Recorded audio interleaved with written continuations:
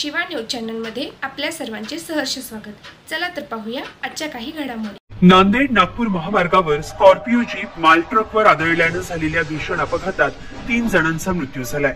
हा अपघात एवढा भीषण होता की स्कॉर्पिओ गाडीचा पूर्ण चेंदामेंदा झाला। गाडीत अडकलेल्या जखमींना बाहेर काढण्यासाठी जेसीबीचा वापर करावा लागला। या अपघाताचा थरार सीसीटीव्हीत कैद झालाय। याचा व्हिडिओ सोशल मीडियावर व्हायरल झाला असून घटनेचा थरार यातून समोर आलाय। नेमकं काय घडलंय पाहूया या व्हिडिओतून। नांदेड नागपूर महामार्गावर एक भरधाव स्कॉर्पिओ जीप जात होती। ही जीप रस्त्याचं दुभाजक तोडून भरधाव वेगात आली। त्याच वेळी विरुद्ध दिशेनं एक मालवाहू ट्रक जात होता। हा ट्रक अर्धापूरकडून नांदेडकडे जात होता। भरधाव आलेली जीप या माल ट्रकवर आदळल्यानं हा अपघात झाला। यात दोघांचा जागीच मृत्यू झाला तर 6 जण गंभीर जखमी झाले। तर उपचारादरम्यान आणखी एकाचा मृत्यू झाल्यानं मृतांची संख्या 3 वर गेली आहे। शनिवारी सायंकाळी 5:30 वाजताच्या सुमारास अर्धापूर नांदेड राष्ट्रीय महामार्गावर पिंपळगाव पाटीजवळ ही घटना घडली। हे सगळेजण नांदेड इथले रहिवासी आहेत। या अपघातात सय्यद हुसेफ, शेख सलाम या दोघांचा जागीच मृत्यू झाला तर शंकर बोडके हे रस्ता ओलांडत असताना ते या अपघातात जखमी झाले। उपचारादरम्यान त्यांचा मृत्यू झाला।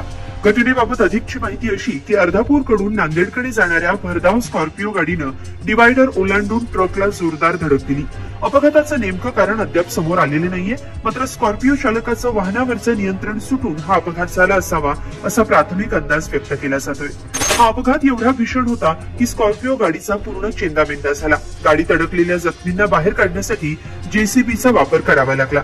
या अपघातामुळे दोन्ही बाजूच्या रस्त्यांवर वाहनांच्या लांबच लांब रांगा लागल्या होत्या।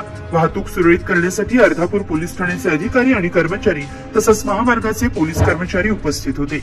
यावेळी मृत्युंजय दूत आणि सामाजिक कार्यकर्त्यांनी जखमींना मदत केली आणि पुढच्या उपचारासाठी रुग्णालयात दाखल केलं। या घटनेचा थरार सीसीटीव्हीत कैद झाला असून एखाद्या चित्रपटातील थरारक दृश्याप्रमाणे स्कॉर्पिओ जीप भरधाव वेगात येऊन ट्रकवर आदळल्याचं यात दिसून येत आहे। अपघाताची माहिती मिळताच महामार्ग पोलिसांनी तात्काळ अपघात स्थळाला भेट दिली। स्थानिक नागरिक आणि इतर वाहन चालकांच्या मदतीनं स्कॉर्पिओ गाडीत अडकलेल्या जखमींना महामार्ग पोलीस आणि नागरिकांनी रुग्णालयात उपचारासाठी दाखल केलं।